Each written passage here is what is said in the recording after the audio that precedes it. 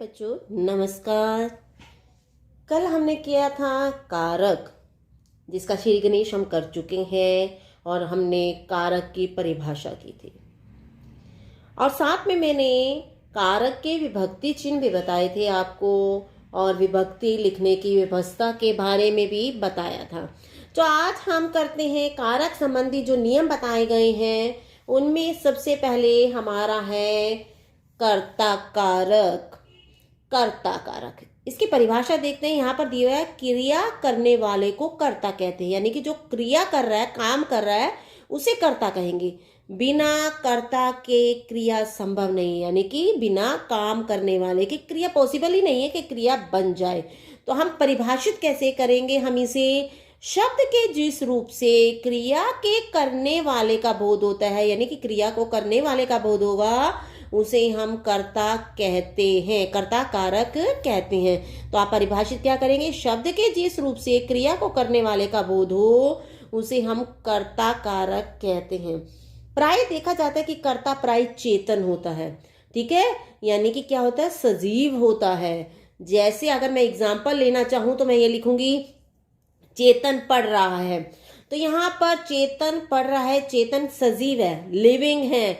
तो यहाँ पर कर्ता कौन है? कौन पढ़ रहा है? चेतन। और यहाँ एग्जाम्पल दिया जाए तो यहाँ दिया हुआ है मोहन लिख रहा है। लिखने का कार्य कौन कर रहा है? क्रिया कौन कर रहा है? मोहन। तो ये कर्ता है हमारा। हाथी झूम रहा है, कौन झूम रहा है? क्रिया को कौन कर रहा है? हाथी। तो शब्द के जिस रूप से क्रिया को करने वाले का बोध हो उसे हम कर्ता कारक कहते हैं। तो मैंने बताया आपको कर्ता प्राय चेतन होता है, परंतु कभी कभी प्राकृतिक शक्ति है या पदार्थ भी कर्ता के रूप में हो सकते हैं। जो नेचुरल चीजें हैं वो भी पदार्थ भी कर्ता का रूप ले सकती हैं। जैसे अगर ले सूर्य चमक रहा है या सूर्य चमकता है, यहाँ पे चमक रहा है, सूर्य चमक रहा है भी लगा सकते हैं, या चमकता है। तो यहाँ पर सूर्य कौन क्या कर रहा है? चमकने का कार्य कर रहा है, तो ये कर्ता है। यानी कि प्राकृतिक शक्ति या पदार्थ भी कर्ता के रूप में हो सकती है।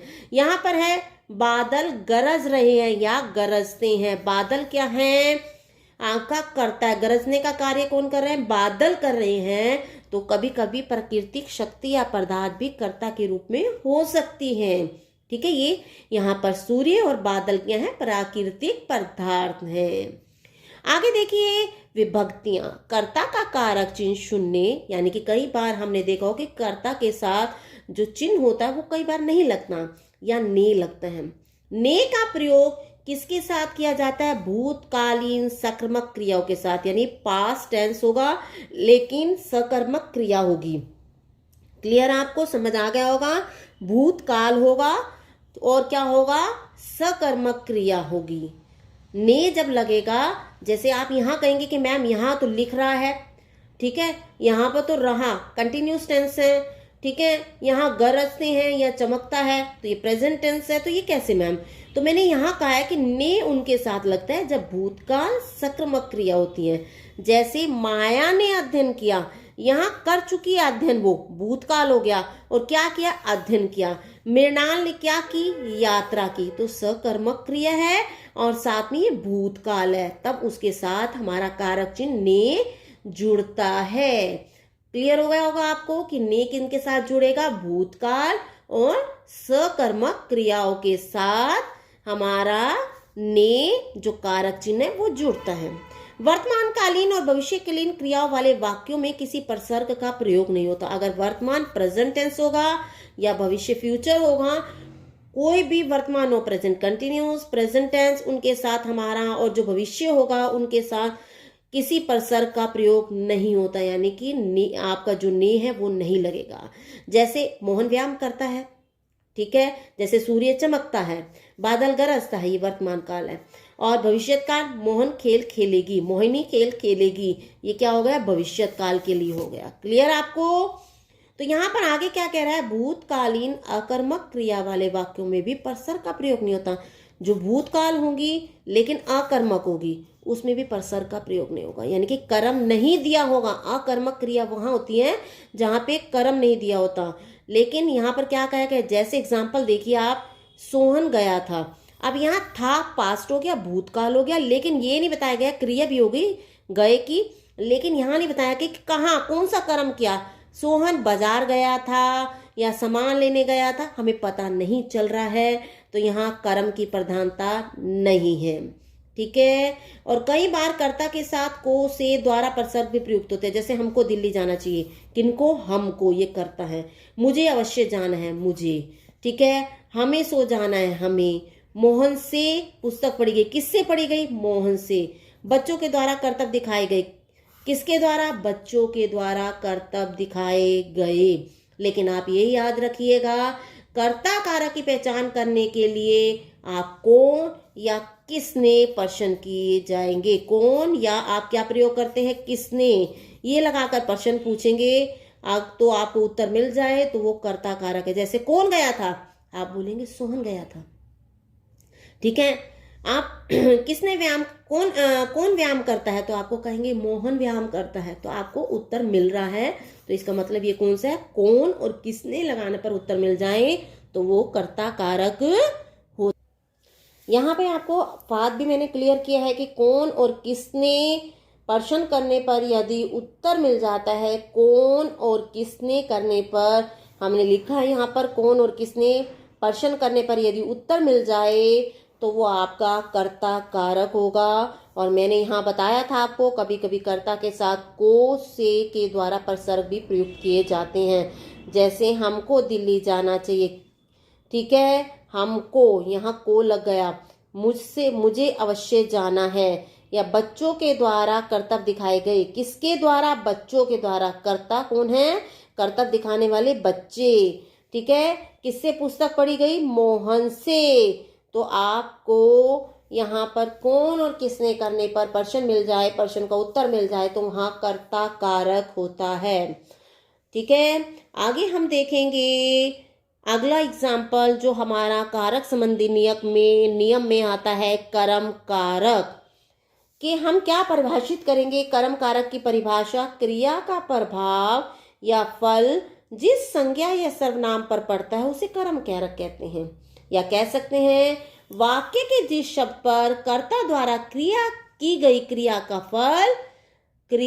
फल जिस पर पड़ता है उसे कर्म कारक कहते हैं। यहाँ दिया हुआ है क्रिया का प्रभाव या फल किस पर पड़ेगा, किस पर, क्रिया का फल या प्रभाव जिस पर पड़े उसे कर्म कारक कहते हैं।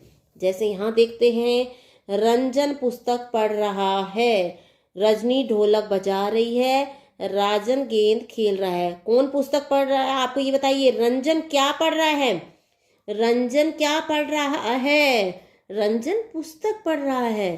क्या पढ़ रहा है, पुस्तक। राजन क्या खेल रहा है, गेंद।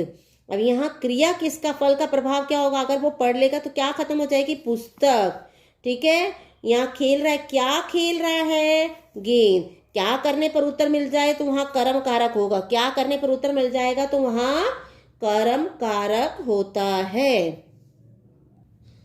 सामान्यतः देखिए विभक्तियां, सामान्यतः कर्म के साथ कोई विभक्ति नहीं लगती। आपको पता है इसका विभक्ति चिन्ह कौन सा है, कर्म कारक का को है। कभी कभी विभक्तियों का इस विभक्ति का प्रयोग नहीं किया जाता। अगर किया जाता है, को विभक्ति का प्रयोग किया जाएगा तो वो किया जाएगा प्राणीवाचक कर्म के साथ। ठीक है। प्राणीवाचक कर्म के साथ आपके, मैं बता रही हूं आपको, प्राणीवाचक कर्म के साथ आपके को का प्रयोग किया जाएगा, जो प्राणी होंगे। ठीक है। अप्राणीवाचक के साथ आपका को का प्रयोग नहीं होगा। एग्जाम्पल देखें, कृष्ण ने अर्जुन को समझाया, ये प्राणी है, किसको समझाया, अर्जुन को, तो यहाँ प्राणी है। राम ने रावण को मारा, किसको मारा, रावण को, किसको। ठीक है, किसको। उसने मुझसे कहा, किसको कहा, मुझे या मुझसे कहा। और अगर मैंने यहाँ बता दी ये प्राणीवाचक के एग्जाम्पल दिया, अगर मैं अप्राणीवाचक के एग्जाम्पल देती हूँ, अगर मैं यहाँ लेती हूँ सीता ने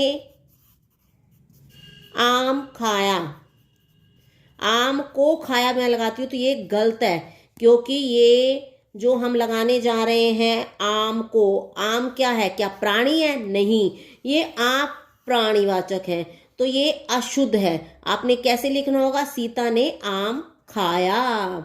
ठीक है, सीता ने आम खाया, तो तो यहाँ पर अप्राणी के साथ कभी भी को का प्रयोग नहीं होता, सिर्फ प्राणीवाचक के साथ को का प्रयोग किया जाता है। अब क्या कहते हैं, अगर हम वाक्य में कर्म की पहचान करने का उपाय करने की कोशिश करेंगे तो हम किसे, क्या, किसने लगाकर उत्तर करेंगे। अगर ये उत्तर मिल जाएगा तो ये आपका कर्म कारक होगा। कौन सा होगा? कर्म कारक होगा। क्या, किसे, किसको।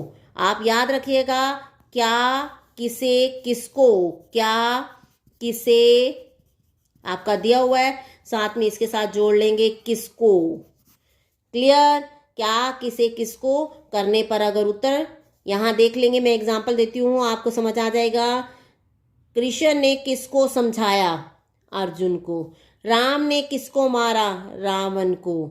ठीक है। उसने क्या कहा? उसने किसे कहा? सॉरी, उसने किसे कहा? तो मैं उत्तर दूंगी मुझसे कहा। क्लियर?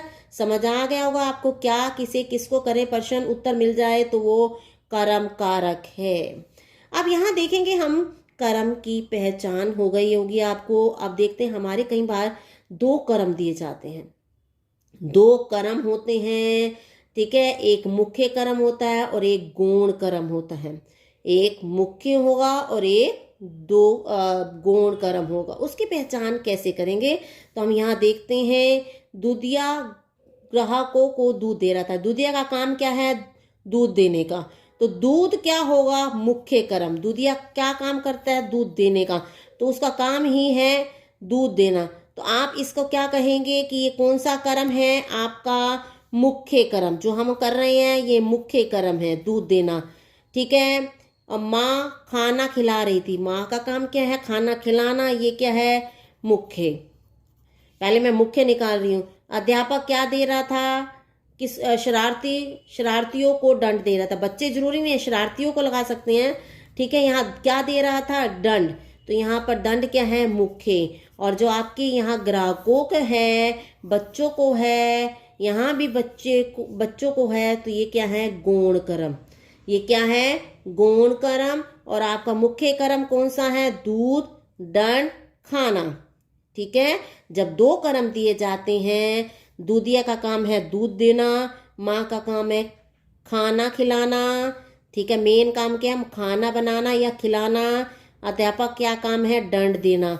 तो ये मुख्य बातें हैं। और जो उसके आगे लग जाती हैं, जो पहले लगती हैं, हमेशा याद रखिएगा, वो हमेशा गौण कर्म होता है। और जो बाद में लगा होता है मोस्टली वही हमारा मुख्य कर्म होता है। और वो हमेशा क्रिया के पास होगा। जो मुख्य कर्म होगा, जैसे दे रहा था, दे रहा था, खिला रही थी। मुख्य कर्म हमेशा हमारा क्रिया के पास होता है। मुख्य कर्म कहाँ होगा? क्रिया के पास।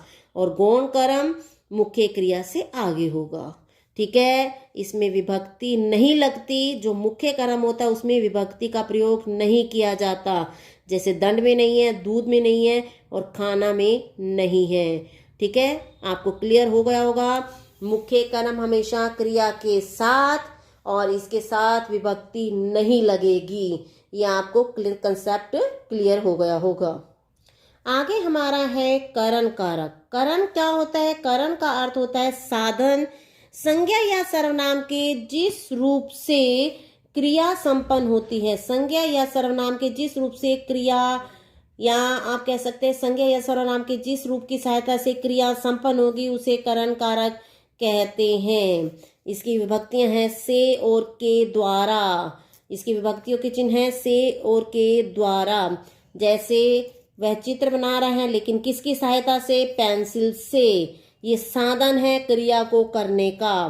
क्रिया इसकी सहायता से ही संपन्न हो रही है। चित्र किसकी सहायता से बन रहा है? पेंसिल से। ठीक है। उसे पत्र द्वारा सूचित कर दिया जाता है। किसके द्वारा सूचित किया जा रहा है? क्रिया किसके द्वारा पूर्ण हो रही है? पत्र के द्वारा। रविदत्त दाएं हाथ से लिखता है। साधन क्या है उसका? दायां हाथ। ठीक है। जिससे वह लिखने का कार्य करता है। तो यहाँ ये करण कारक है। और अगर हम इसका उत्तर ढूंढना चाहें तो हम क्या करेंगे? ठीक है। हम इसका उत्तर ढूंढने के लिए मैंने आपको बताया से द्वारा, तो इसके कारक चिन्ह है। लेकिन किसके द्वारा क्रिया संपन्न हो रही है? उसने किससे चित्र बनाया? पेंसिल से। किससे? अगर आप किससे लगा देंगे या आप लगाएंगे किसके द्वारा, किससे या किसके, ये द्वारा करने पर प्रश्न करें तो आपको उत्तर मिल जाएगा। तो वो कौन सा होगा, आपका करण कारक होगा। जैसे मैं अगर एग्जाम्पल लेती हूँ, एक एग्जाम्पल और लेने का प्रयास करती हूँ। यहाँ पर मोहन ने किसी भी जानवर को डंडे से मारा, या राम ने डंडे से कुत्ते को डराया या मारा। अब यहाँ कौन सा साधन प्रयोग किया जा रहा है कुत्ते को डराने का, किससे कुत्ते को डराया, आप कहेंगे डंडे से डराया।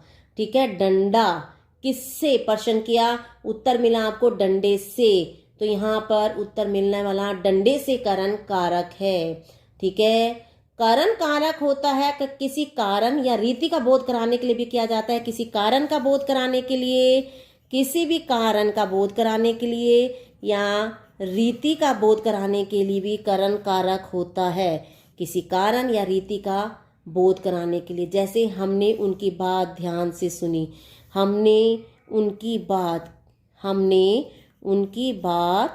ध्यान से सुनी। अब यहाँ उनकी बात ध्यान से सुनी, रीति ढंग पता चला, कैसे सुनी। ठीक है, हमने कैसे सुनी, ध्यान से, ये रीति का एग्जाम्पल हो गया। ठीक है, वह अगर मैं बताती हूँ वह दमा या कैंसर से मर गया। ठीक है, वह कैंसर से मर गया। अब यहाँ कारण बताया गया मरने का, किससे, कैंसर से। तब भी आपका कारण, कोई कारण हो या रीति हो, तब भी आपका करण कारक होगा। ये आपको समझ आ गया होगा बेटा, किससे या किसके करने पर जो उत्तर मिल जाए वो कौन सा होता है, करण कारक होता है। आगे हम बढ़ते हैं संप्रदान कारक की ओर, जिसके लिए क्रिया की जाती है या जिसके द्वारा कुछ दिया जाता है, वह कौन सा कारक होता है, संप्रदान कारक होता है। क्लियर, जिसके लिए क्रिया की जाती है या जिसे कुछ दिया जाता है उसे संप्रदान कारक कहते हैं। इसके परसर्ग को के लिए, के हेतु, के वास्ते, के लिए, के हेतु और के वास्ते प्रयोग किया जाता है। जैसे अध्यापक ने छात्रों के लिए पुस्तक लिखी, किसके लिए लिखी, छात्रों के लिए। ठीक है, बाबू ने भिखारी को 10 पैसे दिए, किसने दिए, बाबू ने। कितने पैसे दिए, 10 पैसे दिए, भिखारी को 10 पैसे दिए। अपनी पुस्तकें दूसरों को मत दो, किनको मत दो, ठीक है, दूसरों को। पेट के वास्ते मनुष्य क्या नहीं करता, किसके वास्ते, पेट के वास्ते। के वास्ते आ जाए तो संप्रदान कारक ही होगा, के हेतु या आ जाए के वास्ते या के लिए। ठीक है, अब आपका एक चीज मैं और क्लियर करना चाहती हूँ, को प्रसर्ग कर्म कारक और संप्रदान कारक दोनों में प्रयुक्त होगा, अतः इसका सावधानी पूर्वक करना चाहिए। को प्रसर्ग शब्द युक्त शब्द कर्म कारक है अगर को जुड़ा हो, या संप्रदान प्राय द्विकर्मक क्रियाओं वाले को प्रसर्ग संप्रदान कारक के लिए प्रयुक्त होता है। यहाँ आपको कंसेप्ट क्लियर हो गया होगा कि कर्म कारक और संप्रदान कारक दोनों में ही को चिन्ह का प्रयोग होता है। लेकिन मैं आपको यहाँ एग्जाम्पल से क्लियर करूँगी कि आपको क्लियर हो जाए कि कर्म कारक कहाँ है और संप्रदान कारक कहाँ है। अगर मैं एग्जाम्पल लिखती हूँ यहाँ पर, जैसे सुनीता ने सुमन को पढ़ाया, एग्जाम्पल लेते हैं हम, कौन सा, सुनीता ने सुमन को पढ़ाया। ठीक है, यहाँ लिखा जा रहा है सुनीता ने सुमन को पढ़ाया। इस वाक्य में जो हम देखेंगे, पढ़ाना जो क्रिया है इसका फल किस पर पड़ रहा है, सुमन पर। तो सुमन क्या है, कर्म कारक है। सुमन क्या है, कर्म कारक है। ये आपको क्लियर। अब संप्रदान कारक के लिए को के वास्ते मैंने बताया था कि प्रयोग होता है या कुछ देने का भाव होता है। तो हम एग्जाम्पल लेते हैं, यहाँ पर एक एग्जाम्पल लिया, उसने मजदूर को एक कंबल दिया। क्या दिया, मजदूर को। यहाँ पर कुछ देने का भाव है, मजदूर को क्या दिया गया, कंबल। तो यहाँ पर कुछ देने का भाव हुआ है, इसी कारण मैंने यहाँ बताया था कि कुछ देने का भाव होता है संप्रदान कारक में।